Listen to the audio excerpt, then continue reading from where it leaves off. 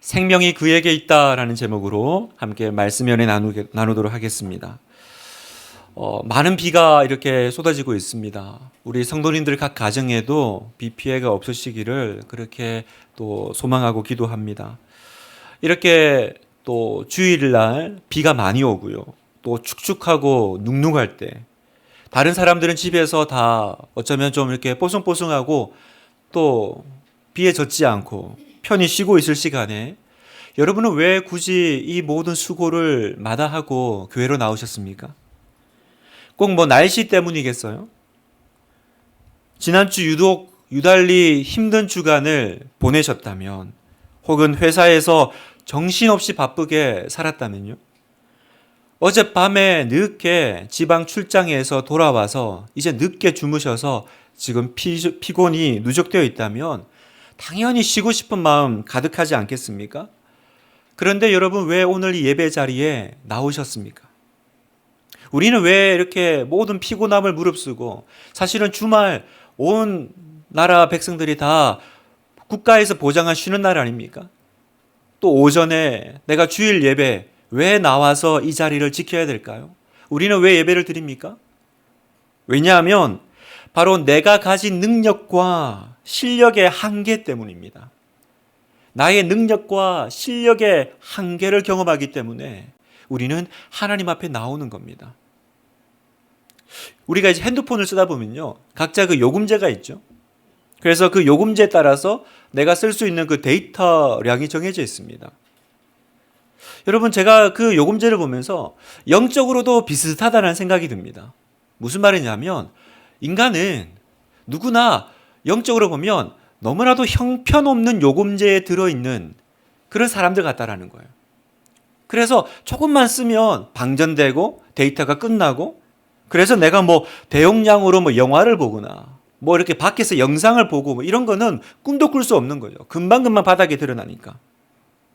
그러면 여러분 생각해 보세요. 만약에 내가 그렇게 정말 형편없는 요금제에 등록되어 있어서 내가 쓸 수 있는 데이터는 한계가 있어요. 그러면 내가 뭔가 이렇게 좀 뭡니까? 영상이나 영화를 보겠다. 그렇게 하려면 방법은 뭡니까? 어떻게 하면 되죠? 그렇죠. 바로 와이파이 존을 찾아가는 거죠. 와이파이 존을 찾아가면 됩니다. 그리고 그곳에서 와이파이를 연결하면요, 그 커넥션이잖아요. 연결만 되어 있으면 그럼 어떻게 돼요? 내가 가진 요금제와 상관없이 나는 무한한 데이터를 쓸 수 있는 거죠. 제가 무슨 말씀을 드리냐면, 사랑하는 여러분, 오늘 우리의 이 예배의 자리가 영적 와이파이 존이라는 거예요. 여러분 믿으십니까?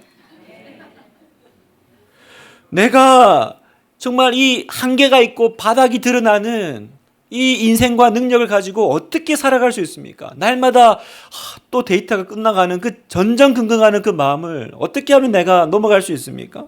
방법은 무한한 폭포수같이 쏟아지는 그 하나님의 능력을 다운로드 받을 수 있는 이 예배의 자리, 말씀의 자리 나올 때 우리는 나의 능력과 한계를 극복하는 거예요. 그래서 우리는 여전히 바쁘죠. 피곤하고 힘듭니다. 그렇지만 예배 자리 목숨 걸고 어떻게든 나오는 것입니다. 그리고 연결되는 것입니다. 하나님과 하늘과 커넥션이 되어 있는, 연결되어 있다면 나의 능력과 상관없이 언제나 하늘의 능력을 다운로드 받을 수 있는 것입니다. 사랑하는 여러분, 여러분은 항상 그 하나님의 능력과 하늘의 그 데이터와 연결되어 있는 분입니까? 아니면 가끔씩 연결되어 계신 분입니까? 항상 연결되어 있는. 그래서 항상 그 예배 자리가 나의 영적 와이파이 존이구나. 내가 기도의 자리가, 말씀의 자리가. 그걸 내가 분명하게 알 때에 나는 예배 자리를 놓칠 수가 없는 거죠. 그런데 여러분, 이런 어떤 분명한 이유에도 불구하고 또 우리가 사람인지라, 그죠? 우리가 연약하기 때문에 피곤하고 또 힘든 것도 사실입니다. 그래서 우리가 또 그런 얘기 하잖아요. 마음에는 원이로되 육신이 약해서. 또 우리가 또 그런 건 또 잘 기억을 합니다. 그런 말씀은 곧잘 씁니다. 마음은 원하죠. 그런데 너무 피곤합니다, 목사님. 연결이 그렇게 중요한 건 알겠지만 사람인지라 피곤한 건 피할 수가 없네요. 그래서 말씀과 기도의 자리, 오늘도 또 이 피곤을 뚫고 비를 뚫고 나왔지만 피곤한 거예요. 앉아 있는데 졸음이 이미 쏟아지고 또 힘든 또 육체 가운데 예배를 드리는 분도 아마 계실 것입니다. 그런데 여러분 잘못 오신 거예요. 왜냐하면 오늘 본문이요, 말씀 듣다가 졸다가 죽은 사람 이야기거든요. 어떡하죠? 사랑하는 성도 여러분, 정신 바짝 차리시기를 바라요. 어쩌든지 끝까지 살아남아 집으로 돌아가는 은혜가 있기를 주님의 이름으로 축복합니다. 오늘 이제 성경에 참 특별한 사건입니다. 한 사람이 예배를 드리다가 말씀 듣다가 이게 졸았던 거죠. 졸다가 이제 떨어져 죽은 이야기인데, 이 사건의 이제 그 배경을 보면요, 사도 바울이 이제 3차 전도 여행 중이잖아요. 그래서 3년간 에베소에서 제자 훈련을 했습니다. 그리고 그 모든 이제 일정을 마치고 마게도냐를 거쳐서 내가 예루살렘에 가서 보고를 하고 이제 로마로 가야겠다. 로마도 보아야 하리라. 우리 지난주 나눴잖아요. 그런데 그 가는 길에 한 일주일을 드로아라는 지역에 머물게 됩니다. 짧은 기간이죠. 3년 이렇게 에베소에 비하면 일주일은 너무 짧잖아요. 그러니까 이 짧은 기간 바울이 그 드로아라는 지역에 머물면서 마지막 날이 주일이었어요. 그리고 내일은 이제 사도 바울이 이 지역을 떠나게 됩니다. 그러니까 마음이 얼마나 급하겠습니까? 말씀을 하나라도 더 전하고 싶은 마음 때문에 그 마지막 날 말씀을 전하는데 예배가 길어졌던 것 같아요. 설교가 길어졌습니다. 7절 보니까 그 주간의 첫날에 우리가 떡을 떼려 하여 모였더니 바울이 이튿날 떠나고자 하여 그들에게 강론할새 말을 밤중까지 계속하며.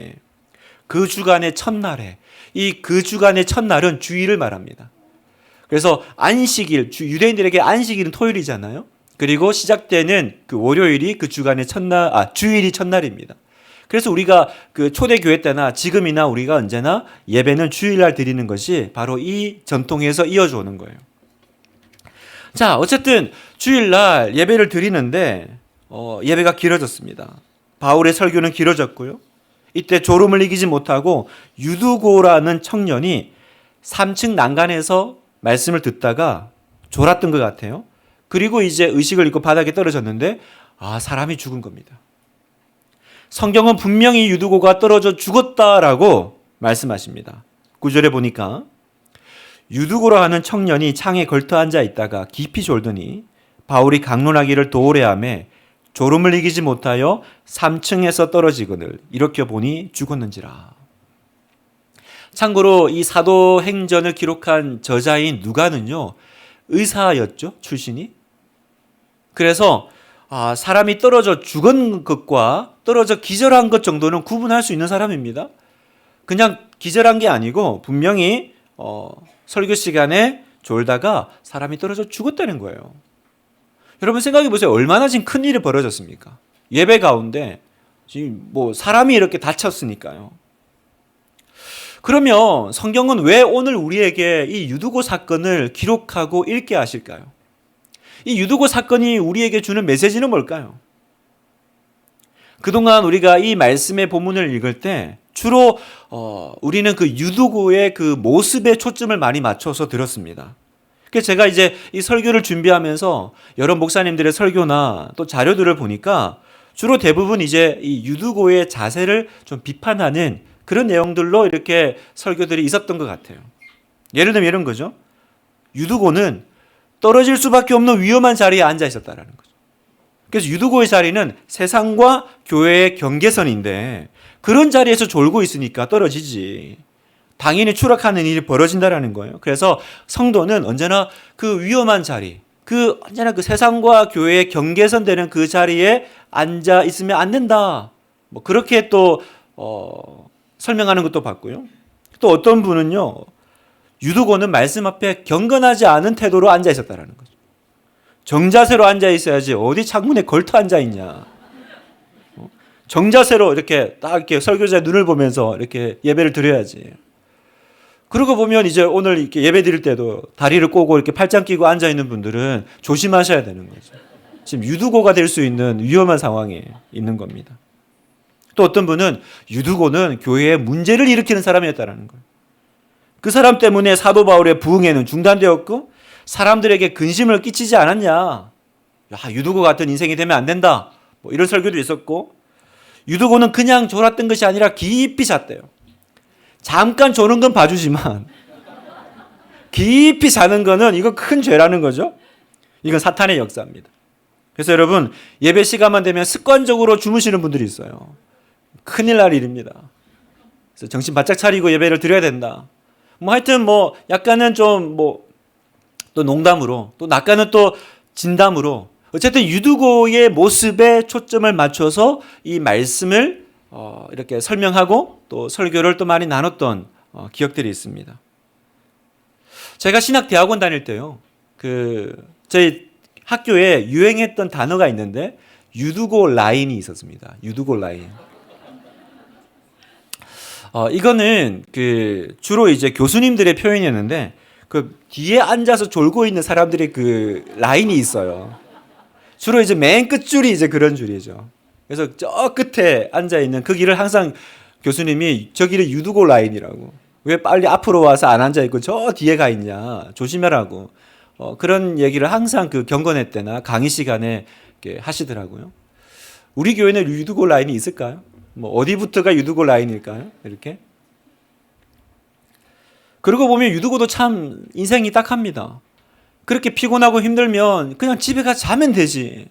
그 괜히 나와가지고 예배 드렸다가 2000년 내내 조는 사람의 대명사가 되어서 유두고 그러면 조는 사람, 예배 시간에 졸다가 죽은 사람, 이런 이제 오명을 덮어 쓴 거 아니에요? 여러분, 오늘 이 본문을 다시 한번 생각해 보세요. 이 본문을 통해서 하나님이 우리에게 주시고자 하는 메시지는 뭘까요? 졸면 죽는다입니까? 아니면 목사님 졸지 않게 설교 짧게 하세요입니까? 그래서 졸기 전에 빨리 끝내주면 제일 좋고, 사도 바울은 죽은 사람도 살리는 능력의 종이라는 것을 드러내기 위해서였을까요? 아니면 진짜로 유두고 자리는 세상과 교회의 경계선에 있는 위험한 자리였다라는 걸 말하고 싶어서였을까요? 아니요, 그렇지 않습니다. 오늘 본문의 주제는 졸면 죽는다가 아닙니다. 왜냐하면 오늘 이 유두고 사건은요, 유두고의 잘못이라기보다는 환경적인 요소로 인해 발생한 것으로 보이기 때문입니다. 오늘 성경을 우리가 다시 한번 그 본문을 자세하게 보면요, 성경은 유독 오늘 본문을 설명하면서 이상하게 그 당시 예배드렸던 상황과 환경에 대해서 자세하게 설명을 하고 있어요. 자, 7절을 보세요. 바울이 이튿날 떠나고자 하여 그들에게 강론할새 말을 밤중까지 계속하며, 굉장히 시간이 오래 지체되었다라는 것을 설명하죠. 또 8절에 보면 우리가 모인 윗다락에 등불을 많이 켰는데, 그 등불 켠 얘기를 왜 굳이 이렇게 성경에 담았을까요? 무슨 말이냐면, 이 드로아 지역에서 이 드로아 예배, 드로아 이 집회에서는요, 사도 바울의 설교는 밤늦도록 계속되었고요. 다음날 또 이제 사도 바울이 떠나니까 이제 마지막 사도 바울을 만나서 말씀을 듣는 시간이니까 아마 더 많은 사람들이 이제 마지막 시간을 함께 하려고 그 자리에 왔었던 것 같아요. 그러니까 어떻게 됐겠습니까? 그 예배드리는 장소는요, 밤 늦게까지 시간은 점점 피곤은 누적되고요, 사람들이 많이 모였으니까 공기는 후덥지근했을 거고요, 또 등불을 많이 켜놨대요. 뭐 요즘 같은 전기가 아니잖아요. 뭐 호롱불이나 뭔가 이렇게 불을 지펴서 촛불 같은 거였으니까 분명히 그 등불에서, 많은 등불에서 뿜어져 나오는 어떤 열기, 또 산소 부족, 그러니까 이 청년 유두고가 졸음을 이기기가 굉장히 힘들었을 거라는 거예요. 또 유두고는 왜 하필 창가에 걸터 앉아 있었을까요? 말씀에 대한 진지하지 못한 태도로 그냥 예배에 청강생 같이 구경하러 왔기 때문에 창문에 앉아서 예배드렸던 걸까? 여러분, 성경은 유두고가 어떤 인물인지 대해서 자세한 설명이 없습니다. 단지 9절에 유두고라 하는 청년이다라고 이름만 말해줘요. 그런데 여기에 힌트가 있습니다. 왜 그냥 한 청년이 떨어졌다 그러지 않고 유두고라는 이름을 밝혔을까? 여러분, 그 당시에 유두고라는 이름은요, 주로 그 헬라 사회의 하층민들 가운데 흔히 사용되는, 불려지는 이름이었다는 거예요. 다시 말해서 우리나라 같으면 돌쇠. 그러면 대충 이 사람의 신분이 보이잖아요. 그 당시에 그 사회 가운데 돌쇠라는 이름이면 주로 어떤 사람이었을까요? 뭐 머슴이나 하인이나 종이나 그런 신분은 아니었을까요? 여러분, 성경은요, 학자들은요, 그 당시 초대교회에 많은 성도들의 그 계층이 주로 노예거나 종이었던 것으로 설명하고 있습니다. 교회의 성도들의 대부분이 그런 어떤 낮은 계층의 사람들이었다라는 거죠. 그런 걸 감안해 볼 때 그 초대교회에 여러분, 노예나 종이었던 신분의 사람들이 일찍 예배 나오기가 쉬웠을까요? 시간 맞춰 예배 나오기가 쉬웠을까요? 실제로 고린도전서 11장에 보면 사도 바울이 고린도 교회에 이렇게 책망하는 편지의 내용이 나옵니다. 뭐냐면 이렇게 모이면 먼저 그 애찬, 예전에는 이렇게 함께 모여서 음식을 나누는 애찬식을 했어요. 예찬식을 했습니다. 그런데 좀 부유한 신자들이 먼저 와가지고 그 만찬을 준비한 만찬을 다 먹어버린 거예요. 그러니까 이제 빈궁한 이제 신자들이 뒤늦게 와서는 먹을 것이 없게 된 거죠. 그런 상황을 사도 바울이 책망하는 내용이 고린도전서 나옵니다. 그럼 여기 질문은 이거죠. 왜 빈궁한 사람들은 예배 시간에 늦게 올 수밖에 없었을까? 너무 당연하죠. 왜냐하면 그들은 신분상 모든 노동을 다 끝내야만 나올 수 있는 사람들이었기 때문입니다. 주인이야 뭐 아무 때나 이렇게 나올 수 있지만 내가 신분적으로 낮은 계층의 또 노예나 종이라면 주인 거 다 챙겨놓고 일 다 맞춰놓고 나와야 되니까 시간 딱딱 맞춰서 나오기가 쉽지 않았을 거예요. 그러니까 그런 맥락에서 보면 오늘 청년 유두고는 하루 일과를 다 마무리하고 늦게 예배에 도착했고 또 와보니 마지막 날이니까 사람들이 유독 많이 모여 있었고요. 그러니까 남는 자리는 어디겠어요? 3층에 저 맨 뒤에 창가 자리가 남았을 거라는 거예요. 말씀에 대한 진지하지 못한 태도가 아니라 어떻게든 예배를 나와왔지만 그 예배 자리 맨 뒤쪽에 밖에 앉을 수밖에 없는 그 자신의 신분. 마치 여러분 우리가 본당에 들어와서 앉아서 예배 드리고 싶지만 사정이 있어서 어쩔 수 없이 뭐 때로 우리도 뭐 3층, 4층 영상 예배실로 올라가잖아요. 그런 상황이라는 거예요. 아니면 또 그럴 수도 있죠. 하루 종일 노동을 하고 그 모든 힘든 노동을 끝내고 지친 상태로 예배를 왔는데 그 졸음을 이기기 위해서 좀 환기가 좀 되는 창가로 일부러 자리를 이동해서 어떻게든 예배를 드리고 가려고 그 자리를 버티고 앉아 있었을 수도 있고요. 그렇다면 사랑하는 성도 여러분, 오늘 이 본문을 통해서 유두고 사건을 통해서 하나님이 우리에게 주시고자 하는 교훈은 뭘까요? 졸면 죽는다가 아니라 사도행전 당시에 말씀의 은혜가 얼마나 컸었는지를 우리에게 보여주는 내용이라는 것입니다. 목회자에게는 밤이 새도록 전할 말씀이 있었고요. 성도들에게는 육체가 지치고 환경이 열악한 가운데서도 밤이 새도록 말씀을 듣고자 하는 그 사모함이 있는 교회. 초대교회는 그런 교회였다라는 거예요. 그 열기와 그 열정을 보여주는 장면이 바로 오늘 유두고 사건의 내용이라는 것입니다. 여러분 11절을 다시 한번 보세요. 올라가 떡을 떼어 먹고 오랫동안 곧 날이 새기까지 이야기하고 떠나니라. 유두고가 떨어졌는데 사도 바울이 유두고를 다시 살리는 기적을 베풉니다. 그러면 어떻게 돼요? 그리고 끝나고 막 흩어질 줄 알았더니 다시 올라가서 뭐예요? 예배를 계속 드리는 거예요. 오랫동안 곧 날이 새기까지 이야기하고 떠나니라. 무슨 말이냐면 그 유두고 사건으로 인해서 예배가 아무런 지장이 없었다라는 거죠. 아무도 집에 가는 사람도 없고 사도 바울은 계속해서 더 설교하고 밤이 새도록 말씀을 전했고요. 성도들은 계속해서 말씀을 들었습니다. 밤새 들어도 좋은 말씀이 있었다라는 거죠. 그 말씀에 상황은 막 사건이 일어나고 막 사람이 죽었고 막 그런 일이 벌어졌잖아요. 그래도 마음 흐트러지지 않고 흔들리지 않는 말씀에 대한 그 사모함을 가지고 그 자리를 지켜나갔던 교회. 여러분, 이 예배 현장의 열기가 느껴지십니까? 어떤 것에도 흔들리지 않고 어떤 것에도 주눅들지 않고 그 말씀 앞에 모여있는 그 초대교회 성도들, 그 지친 노동으로 인해서 지치고 힘든 그 모든 걸 뚫고 눈을 비비며 집에 가면 쉬면 되지. 그 올라와서 3층 난간에 앉아서 그 찬바람에 정신을 차려가며 말씀 들어야 돼. 말씀 들어야 돼. 오늘 성경은 우리에게 이게 예배다라는 걸 보여주는 거예요. 이게 하나님과 연결되어 있는 교회의 모습이다라는 걸 보여주는 것입니다. 사람이 죽다 살아나도 떠나지 않는 열심. 한옥의 성도 여러분, 부흥이 있는 자리에는 항상 말씀의 사모함이 있습니다. 한 목사님이 중국 그 현지인 지하교회에 설교를 부탁받아서 가서 이렇게 집회를 이렇게 인도했대요.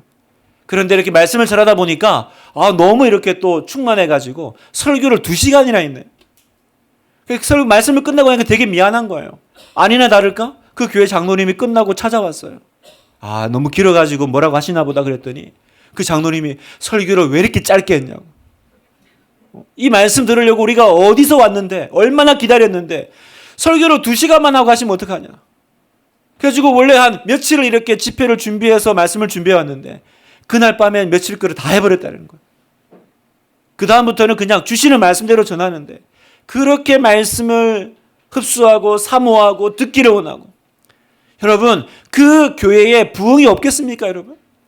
그런 교회에 부흥이 안 임하면 어떤 교회에 부흥이 오겠어요? 여러분, 부흥의 현장은요, 말씀에 대한 사모함과 열심이 있는 자리였다는 거예요. 기억하십시오. 성령의 역사를 원하십니까? 성령의 충만함을 맛보고 싶으세요? 성령님은 말씀이 선포되는 곳에서 역사하십니다. 왜냐하면 말씀은 곧 성령의 검이기 때문에 그래요. 말씀이 있어야 성령께서 그 말씀을 가지고 우리의 영혼을 찔러 쪼개요. 폐부를 가르고 우리 안에 새로운 역사를 일으키시는 겁니다. 그에 비해서 우리는 지난주도 말씀드렸지만 말씀 듣는 시간이 너무 짧아요, 여러분. 짧아요. 일주일에 주일 예배 한 번으로 살아갑니다. 예배를 해도 그 중에 설교 시간은 30분이잖아요. 30분도 잠깐 졸면 15분. 눈 떠보니까 벌써 파송의 노래 부르고 있네. 그러고는 이제 돌아가면서 내 삶이 참 공고하다. 내 삶이 왜 이렇게 힘드냐. 그럽니다, 여러분. 왜 그럴까요? 당연한 얘기 아니에요?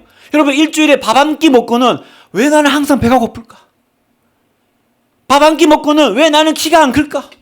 나는 뭘 해도 이렇게 무기력하고 힘이 없지? 식사를 하세요, 여러분. 식사를. 네. 3세끼 밥을 챙겨 먹어야 힘이 나고 건강할 거 아니에요? 일주일에 뷔페 가가지고 한번 맛있게 먹었다고 쳐도 그 한 끼 가지고 일주일을 산다. 어떻게 살겠어요? 생명 유지나 하는 거지. 그리고 우리는 또 항상 환경 탓합니다. 바쁘다, 피곤하다, 시간이 없다. 그래서 예배 자리 떠나고 말씀의 자리 놓칩니다. 그러니 어떻게 돼요? 오늘날 우리의 삶에 이 초대교회에서 일어나는 그 역사가 보이지가 않는 거예요. 보이지가 않습니다. 성경은 이 유두고 사건을 통해서 우리에게 이 얘기를 하시려는 거예요. 환경은 전혀 문제가 되지 않는다라는 것입니다. 환경이 문제가 아니라는 거예요. 여러분, 그때 유두고만 힘들었겠습니까? 떨어진 유두고뿐만 아니라 사실은 그 자리에 앉아있던 모든 성도들이 다 같은 처지, 같은 상황 아니었겠어요? 그 당시 예수 믿기 얼마나 힘들었습니까? 그때는 예수 믿으면 자기 생명 내놓아야 되는 시기였습니다. 우리는 성경에 사람이 마음으로 믿어 의에 이르고 입으로 시인하여 구원받느니라. 그 말씀 읽고는 예수 믿기 참 쉽네. 그냥 마음으로 믿고 입으로 그냥 고백하면 믿는 거야? 아니에요, 여러분. 그 당시에 내가 입으로 고백한다라는 거는, 예수를 주라 고백한다라는 거는 그 당시에 주는 누구예요? 로마 황제가 주잖아요. 거기서 내가 예수가 주다라고 말하는 거는 내 생명을 거는 거예요. 그냥 혼자서 독배 가듯이 예수님은 주님이시, 이게 아니라 내 생명을 내놔야만 할 수 있는 고백이라는 겁니다. 내가 그리고 그 고백하면 이제 내 생활에 제약이 따를 거예요. 그 상황 가운데 내 믿음을 고백하며 살아가는 성도들. 요즘 우리가 참 신앙생활하기 힘들다는 말을 많이 합니다. 여러분, 그런 소리 하면 안 됩니다. 기독교 역사 가운데 우리가 힘들다 그래도요, 요즘같이 예배드리기 좋은 시대는 없었어요. 여러분 기독교 역사를 한번 보십시오. 우리 믿음의 선조들을 보십시오. 교회 역사 가운데 요즘처럼 신앙 가지고 예배드리고 믿음 생활하기 좋을 때가 또 어디 있습니까? 여러분이 교회 간다고 누가 국가에서 박해를 합니까? 누가 생명에 위협을 합니까? 여러분이 기독교인이라고 직장에서 무슨 그렇게 손해를 봅니까? 그런 얘기하면 안 돼요. 멀리 볼 것도 없습니다. 가깝게는 우리 앞에 있는 저 북한의 성도들 앞에 그런 얘기하면 너무 부끄러운 거예요. 제가 그런 얘기를 들었어요. 북한에도 지하교회가 있대요. 알려지지 않은 지하교회가 있대요. 그 지하교회에는요, 성도들이 순번이 정해져 있답니다. 1번, 2번, 3번 이렇게 정해져 있대요. 그게 왜 순번이 정해져 있냐? 어느 날 1번, 리더였던 1번이 갑자기 사라진대요. 그러면 이분이 체포되어서 어디론가 잡혀가셨거나 돌아가셨구나, 순교하셨구나. 그러면 그 다음에 2번이 리더가 되는 거예요. 그 순번이라는 거예요. 그렇게 가는 거예요. 그래서 지하교회를 방문한 어느 외국 선교사님들이 그 지하교회 성도들에게 기도 제목이 뭐냐고 물었대요. 혹시 남한 성도들에게 부탁할 일이 있습니까? 라고 물었대요. 남한 교회 성도들에게 뭘 좀 기도 부탁을 할까요? 뭐라고 전할 말이 있습니까? 그랬더니 그 북한 성도들이 이렇게 말했다고 합니다. 우리가 남한 성도들을 위해 기도하고 있다고 전해 주십시오. 참 눈물 나는 이야기 아닙니까, 여러분? 우리는 북한 교회가 죽은 것 같이 보입니다. 그러나 생명은 거기 있더라고요. 거기 생명이 있어요. 성도 여러분, 여러분 안에는 생명이 있습니까? 여러분, 교회 안에도요, 살아도 죽은 사람이 있고요, 죽어도 산 사람이 있습니다. 무엇을 근거로 말씀하시겠습니까?